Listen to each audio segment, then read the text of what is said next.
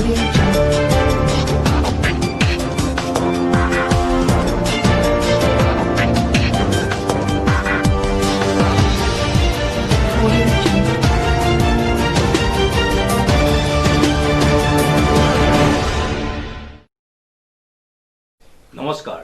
News নাওৰ বাতৰিলৈ স্বাগতম জনাই ষ্টুডিঅ'ত মই মুখিবুল হুছেইন চাওঁ হওক আজিৰ বাতৰিত কি আছে যোৰহাটত কা বিৰোধী ঐক্য মঞ্চৰ উদ্যোগত পালন কৰা হয় এক প্ৰতিবাদী কাৰ্যসূচী নিউজ নাওৰ এক ৰিপৰ্ট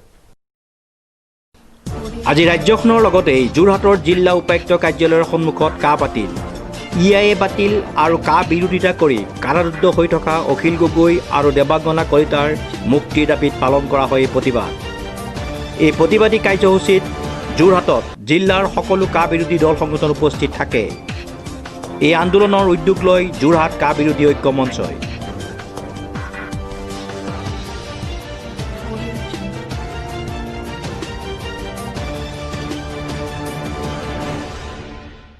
এই যি শাসন চলিছে সেই শাসন ব্যৱস্থাত তেওঁলোকে প্ৰথমতে কা আনিলে এতিয়া কেবৰ পৰা কেব হ'ল এতিয়া তেওঁলোকে ইআইএ অধিসূচনা আনি অসমখনত পুনৰ তেওঁলোকে লুণ্ঠন চলাব বিচাৰিছে অসমখন ধ্বংসৰ পিনে গতি কৰিছে যি সময়ত GDP -23 হৈছে তেনে সময়ত তেওঁলোকৰ এই জাতিধ্বংসী কা আনিছে এই জাতিৰ বিৰুদ্ধে তেওঁলোকে ইখনৰ পিছত ইখন অধিসূচনা জাৰি কৰিছে আৰু যি অন্যায়ভাৱে কা বিৰুদ্ধে মাত মতা যিসকল কাৰাবন্দীক তেওঁলোকে অন্যায়ভাৱে এতিয়াও কাৰাৰুদ্ধ কৰি ৰাখিছে তেওঁলোকৰ মুক্তিৰ দাবীত আজি আমাৰ কা বিৰোধী ঐক্য মঞ্চৰ লগতে অন্যান্য দল সংগঠন আজি ওলাই আহিছে আজি যোৰহাটৰ উপায়ুক্ত কাৰ্যালয়ৰ সন্মুখত আজি অৱস্থান লৈছে তেওঁলোকে সকলো ওলাই আহিছে তেওঁলোকে এটা কথাই বুজাব বিচাৰিছে যে এই স্বৈৰাচাৰী সৰ্বানন্দ সোণোৱাল হিমন্ত বিশ্ব শৰ্মাৰ বিজেপি চৰকাৰখনক যে আপোনালোকৰ স্বৈৰাচাৰী শাসন আগন্তুক 21ত যে অসমীয়া ৰাইজে উফৰাই দিব তাৰ এটা জ্বলন্ত উদাহৰণ বুলি মই ক'ব লাগিব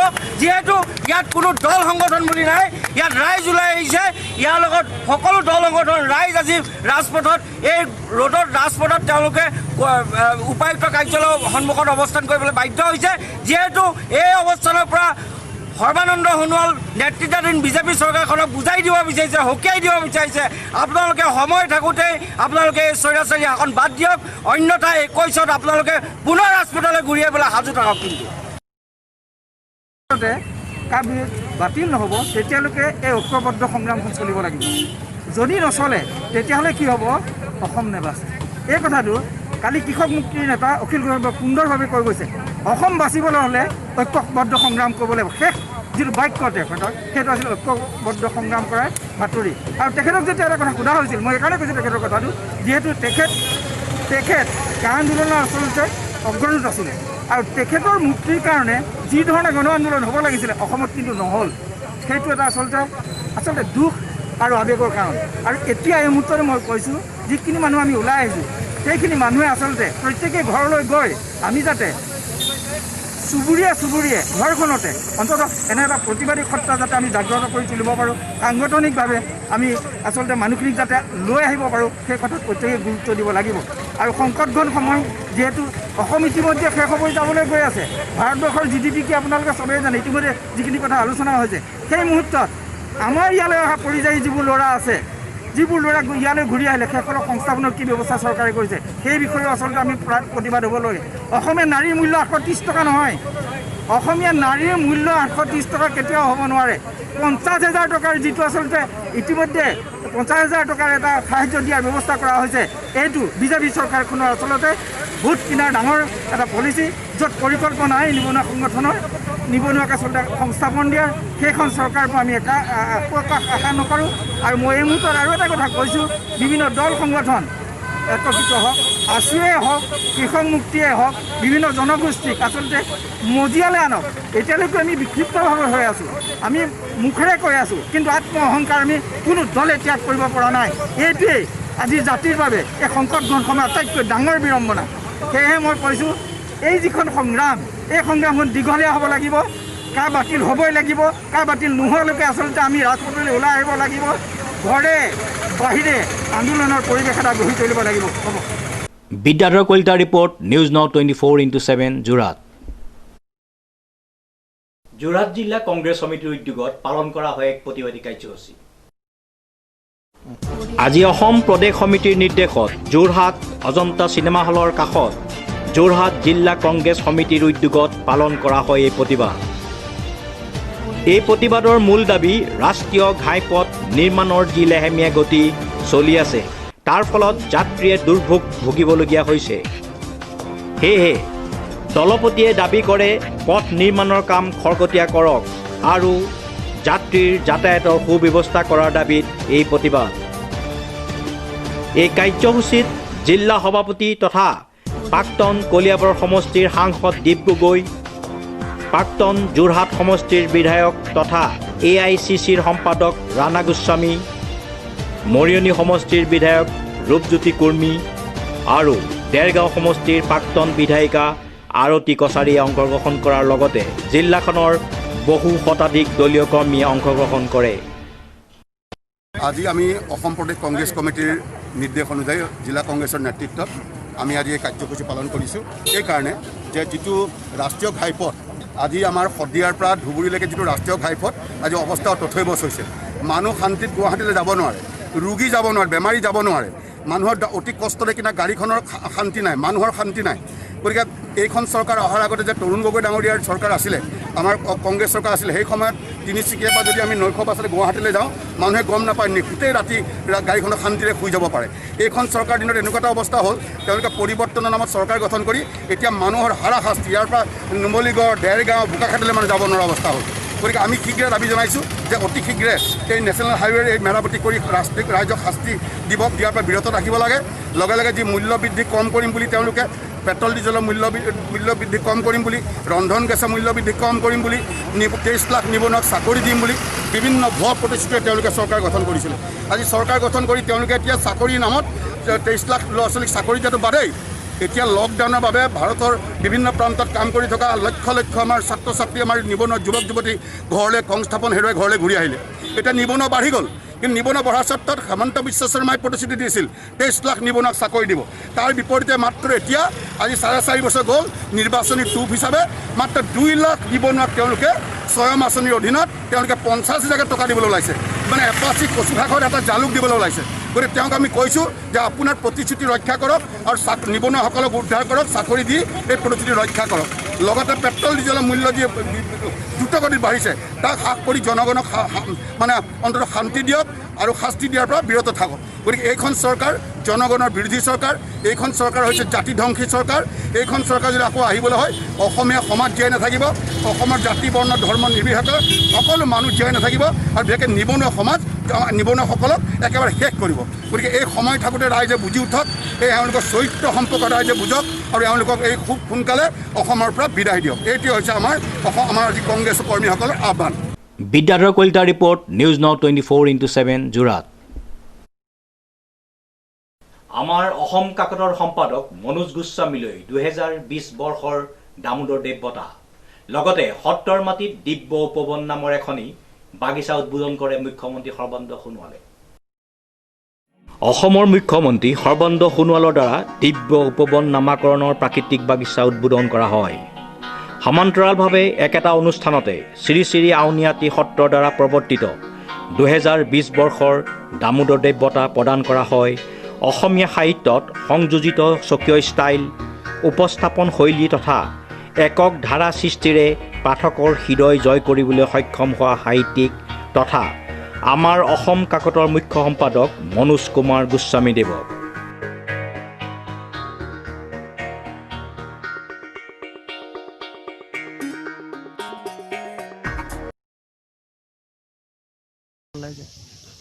অসমৰ জাতীয় জীৱনৰ আধ্যাত্মিক আৰু সাংস্কৃতিক জগতৰ অন্যতম কাণ্ডাৰী মহাপুৰুষ শ্ৰী শ্ৰী মাধৱদেৱৰ আজি পবিত্ৰ তিৰুভাৱ তিথি। এই উপলক্ষে মই গুৰুজনাৰ শ্ৰীচৰণত কৌটি কৌটি প্ৰণিপাত যাচিছোঁ আৰু গুৰুজনাৰ পৰা আশীৰ্বাদ বিচাৰিছোঁ যাতে অসমৰ উঠি অহা প্ৰজন্মই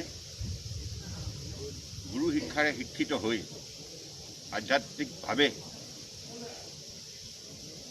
সবল ৰূপত আগন্তুক দিনত আমাৰ বৰাক ব্ৰহ্মপুত্ৰ পাহাৰ ভৈয়ামত বসবাস কৰা বৃহত্তৰ অসমীয়া জাতিটো সৰ্বতো প্ৰকাৰে শক্তিশালী কৰাৰ যাত্ৰাত যাতে আত্মনিয়োগ কৰিব পাৰে আৰু ইয়াৰ বাবে গুৰুজনাই সকলোকে শক্তি ভক্তি জ্ঞান বুদ্ধি বল যাতে দিয়ে তাৰ বাবে মই প্ৰাৰ্থনা জনাইছোঁ। আৰু আজি এই শুভক্ষণত এই পবিত্ৰ শ্ৰী শ্ৰী আউনীআটী সত্ৰৰ চৌহদতে অসম চৰকাৰে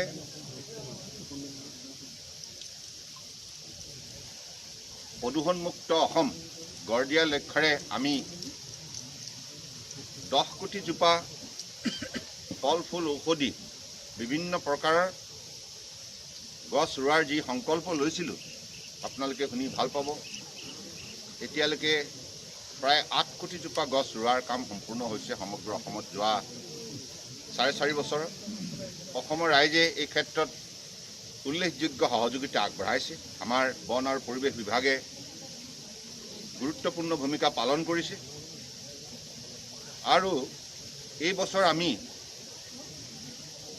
মহান মনীষী সাহিত্যৰথীসকলৰ স্মৃতিত উপবন ক্ষেত্ৰ নিৰ্মাণ কৰাৰ বাবে সিদ্ধান্ত লৈছিলোঁ আৰু ইতিমধ্যে 6খন জিলাত ইয়াৰ কাম সম্পূৰ্ণ হৈছে। একোটা স্থান নিৰ্বাচিত কৰি 1000 জোপা ফল ফুল ঔষধি বিভিন্ন প্ৰকাৰৰ গছ গছনি ৰোৱাৰ কাম সম্পূৰ্ণ হৈছে আৰু এই ছেপ্টেম্বৰ মাহৰ ভিতৰতে 24খন জিলাত 24টা ক্ষেত্ৰত এই কাম সম্পূৰ্ণ হ'ব। আৰু আজিও এই পবিত্ৰ ভূমিত আমাৰ দিব্য উপবন মহাপুৰুষ শ্ৰীমন্ত শংকৰদেৱে যি পৰামৰ্শ আমাক দি গৈছিল প্ৰকৃতিপ্ৰেমী হোৱাৰ বাবে, প্ৰকৃতিক ভাল পাবৰ বাবে, গতিকে সেই কথাখিনিকে গুৰুত্ব প্ৰদান কৰি গুৰুজনাৰ প্ৰতি গভীৰ শ্ৰদ্ধা নিবেদন কৰি আজি আমি এই পবিত্ৰ ভূমিত এই কামৰ শুভাৰম্ভ কৰিলোঁ। এই অনুষ্ঠানত বিশেষভাৱে আমাৰ বন বিভাগৰ বা যোৰহাট জিলা প্ৰশাসনৰ উপৰিও আউনীআটী সত্ৰৰ সত্ৰাধিকাৰ শ্ৰী শ্ৰী ডক্টৰ পীতাম্বৰ দেৱগোস্বামী প্ৰভুৰ বিশেষ তৎপৰতাত আৰু ইয়াত বসবাস কৰা বৈষ্ণৱপ্ৰাণ ভক্তসকলৰ সহযোগিতাত এই কাম সম্ভৱ হৈছে। যোৰহাটৰ পৰা প্ৰশান্ত Kumar Dutta, news now 24x7। কৃষক নেতা অখিল গগৈৰ গৃহত যোৰহাট সমষ্টিৰ প্ৰাক্তন বিধায়ক তথা সৰ্বভাৰতীয় কংগ্ৰেছ সমিতিৰ সম্পাদক ৰাণা গোস্বামী উপস্থিত হৈ বৃদ্ধা মাতৃৰ স্বাস্থ্যৰ বুজ লয়। আজি কৃষক নেতা অখিল গগৈৰ তিয়কৰ চেলেঙাস্থিত গৃহত যোৰহাট সমষ্টিৰ প্ৰাক্তন বিধায়ক তথা সৰ্বভাৰতীয় কংগ্ৰেছ কমিটিৰ সম্পাদক ৰাণা গোস্বামী উপস্থিত হৈ বৃদ্ধা মাতৃৰ স্বাস্থ্যৰ বুজ লয়। উল্লেখযোগ্য যে যোৱা 9 মাহে কাৰাগাৰত বন্দিত্ব জীৱন কটোৱা কৃষক নেতাজনৰ মাতৃক চিকিৎসা তথা দৈনন্দিন জীৱন যাপনৰ সুবিধা হোৱাকৈ ব্যক্তিগতভাৱে 20,000 টকাৰ এক আৰ্থিক সাহায্যও আগবঢ়ায়। দেশৰ স্বাৰ্থত মাত মাতি আজি প্ৰায় 9 মাহ কাৰাৰুদ্ধ পুত্ৰৰ মাতৃ হিচাপে তেওঁ অতিকৈ ধৈৰ্যশীল আৰু আদৰ্শ মাতৃ বুলি অভিহিত কৰি তেওঁৰ পুত্ৰক মুক্তি দিয়াৰ ক্ষেত্ৰত আপোচবিহীন সংগ্ৰাম চলাই যাব বুলি মন্তব্য কৰিছে কংগ্ৰেছী নেতাগৰাকীয়ে। লগতে অসমৰ ৰাইজৰ মৰম আৰু আশীৰ্বাদত কৃষক নেতাগৰাকী অতি সোনকালে মুকলি আকাশৰ তললৈ ওলাই আহিব বুলি বৃদ্ধা মাতৃক আশ্বাস দি বিজেপি নেতৃত্বাধীন চৰকাৰখনক তীব্ৰ ভাষাৰে সমালোচনা কৰে। কংগ্ৰেছে কেতিয়াও ভুৱা প্ৰতিশ্ৰুতি নিদিয়ে বুলি কৈ অখিল গগৈৰ আইনী যুঁজৰ বাবে অসম প্ৰদেশ কংগ্ৰেছে ঘোষণা কৰা আৰ্থিক সহযোগিতা সদায় থাকিব বুলি কংগ্ৰেছ নেতাজনে জানিবলৈ দিয়ে।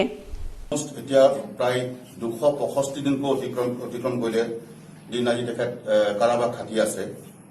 অখিল গগৈয়ে আজি কাৰাবাসত থকাৰ সময়ত সকলো ৰাইজে, সকলো বহু সংগঠনে, আনকি আমাৰ অসমৰ বহু বুদ্ধিজীৱী শিল্পীকে আদি কৰি বহুতে সকলোৱে আজি সহানুভূতি জনাইছে, তেওঁৰ মুক্তিৰ দাবী জনাই আহিছে। চৌদিশে মুক্তিৰ দাবী উঠিছে। আৰু একেখন জিলাৰ আমি মানুহ হিচাপে অখিলৰ মাতৃ মানে আমাৰ মাতৃ, মায়ে, আৰু তেখেত মোৰ খুৰীতুল্য, মাতৃতুল্য। সেই গতিকে সকলো বহু লোক আহিছে এখেতক খবৰ ল'বলৈ। ময়ো আজি আহিছোঁ তেখেতক খবৰ ল'বলৈ আৰু খবৰ ল'বলৈ আহি আমি আমাৰ পৰিয়ালৰ ফালৰ পৰা য'ত কিঞ্চিত তেখেতৰ হাতত এটা আমি অৰ্থ সাহায্য তুলি দিছোঁ আমাৰ সম্পূৰ্ণ এইটো ব্যক্তিগত আমাৰ পৰিয়ালৰ তৰফৰ পৰা আৰু সেই অৰ্থ সাহায্য তেখেতে অখিল গগৈৰ মুক্তিৰ বাবেই হওক ন্যায়ৰ বাবেই হওক বা তেখেতৰ স্বাস্থ্য ক্ষেত্ৰতে হওক অন্য ক্ষেত্ৰত খৰচ কৰক সেইটো তেখেতৰ হাতত তুলি দিছোঁ মাতৃ হিচাপে থাকি আছে আজি আগতেও অখিল গগৈ কংগ্ৰেছ চৰকাৰৰ দিনতো তেওঁ বিভিন্ন সময়ত মাত মাতি আহিছে বিভিন্ন আন্দোলন কৰিছে কিন্তু সেই সময়ত আমাৰ জাতিৰ স্বাৰ্থত আন্দোলন কৰিছে কিন্তু আমি কংগ্ৰেছ চৰকাৰৰ দিনতো কিন্তু ইমান দীঘলীয়াকৈ বা আমি কাৰাবাস খাটিবলৈ হোৱা নাছিল বা এনেকুৱা দীঘলীয়াকৈ কাৰাবাস থাকিব লগা হোৱা নাছিল বা কোনো নেতাকে এনেকৈ দীঘলীয়াকৈ কাৰাবাস আমি কোনো সংগঠন এটা ৰখা নাছিল কিন্তু গতিকে যি কি নহওক বাৰু এতিয়া মই আশা কৰোঁ যে অখিল গগৈ শীঘ্ৰে মুক্তি পাব শীঘ্ৰে ন্যায় পাব আৰু চৰকাৰৰ প্ৰতি বিভিন্ন অনুৰোধ জনাইছোঁ যে অন্তত চৰকাৰেও তেখেতৰ কৰণীয়খিনি কৰি অখিল গগৈ মুক্তিৰ কাৰণে নিশ্চয় ব্যৱস্থা কৰক এইটো আমি দাবী জনাইছোঁ মই বিশেষভাৱে যোৰহাটৰ প্ৰাক্তন বিধায়ক হিচাপে আৰু মই অল ইণ্ডিয়া কংগ্ৰেছ কমিটিৰ এজন সম্পাদক হিচাপে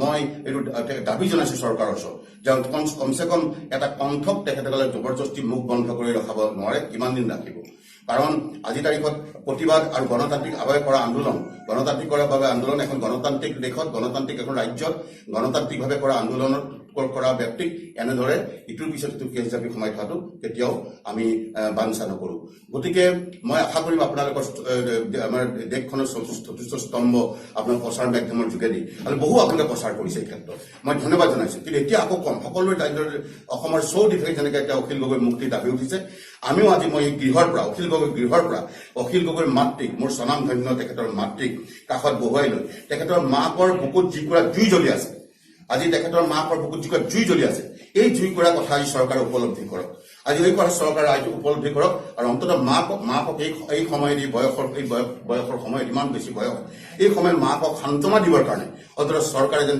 মুক্তিৰ ক্ষেত্ৰত যেন ব্যৱস্থা গ্ৰহণ কৰে আৰু মাকৰ এই জুইকুৰা নোহোৱাৰ ব্যৱস্থা কৰে মই তাৰ কাৰণে চৰকাৰৰ প্ৰতি আপোনালোকৰ যোগেদি আহ্বান জনাইছোঁ টিয়কৰ পৰা মাধুৰ্য Bora report news now 24/7 Mariani সমষ্টিৰ বিধায়ক ৰূপজ্যোতি কুৰ্মীৰ উপদেশ বিজেপিৰ ৰাজ্যিক সভাপতি ৰঞ্জিত দাসলৈ উপদেশত কি ক'লে অন কেমেৰাত শুনোচোন আহক বিধায়কজনে বিজেপিৰ সভাপতি ৰঞ্জিত দাসে আগন্তুক নিৰ্বাচনত উজনিত কংগ্ৰেছৰ বাকী থকা আসনকেইখনো হেৰুৱাব বুলি যি মন্তব্য কৰে তাত বিৰোধী দলৰ মৰিয়নি বিধায়ক ৰূপজ্যোতি কুৰ্মীয়ে প্ৰতিক্ৰিয়া প্ৰকাশ কৰি ৰঞ্জিত দাসক আগন্তুক নিৰ্বাচনত সৰ্বুক সমষ্টিৰ পৰিৱৰ্তে আন সমষ্টিৰ পৰা প্ৰতিনিধিত্ব কৰিবলৈ উপদেশ দিয়ে ৰঞ্জিত দাস ডাঙৰীয়াৰ এই যে মৰিয়নি উজনি অসম এইবোৰ কথা যে কৈ আছে মই এটাই কওঁ তেখেতে এটা সপোন দেখি আছে সেইকাৰণে গছত কঁঠাল উঠত তেল নখাওঁতে চেল বেল এইবোৰ কৰিব নালাগে ৰঞ্জিত দাস ডাঙৰীয়া আপোনাৰ নিজৰ সমষ্টি এটা বাছক সৰ্বগত আপুনি হাৰিব এটা কাষৰ সমষ্টি ভাল বাছি লওক যদি নোৱাৰে ক'ব মই আপোনাক বাছি দিম আজি আমি নিউজ নাওৰ এক বিশেষ প্ৰতিবেদনত আপোনালোকক দেখুৱাম গোহালি সদৃশ পৰিৱেশত বাস কৰা এহাল যুৱক যুৱতী